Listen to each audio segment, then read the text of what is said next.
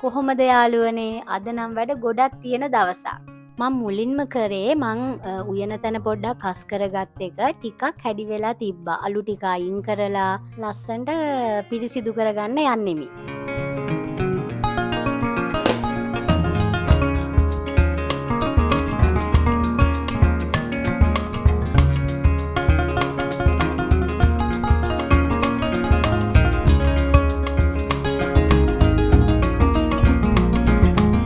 මේ තියෙන්නේ පිරිසිදු කරගත්තට පස්සේ පේන විදිහ.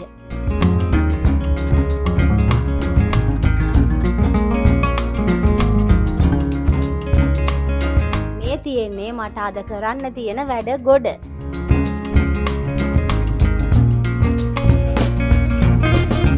දැන් නම් ටිකක් කඳුර වැඩි ඒ හින්දා මං ජනේලේ ඇරලා දානවා.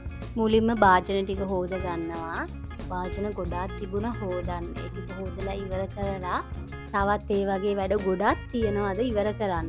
දැන් මම මේ අස් කරනවා. වීඩියෝ එක ඉක්මනට දාලා තියෙන්නේ.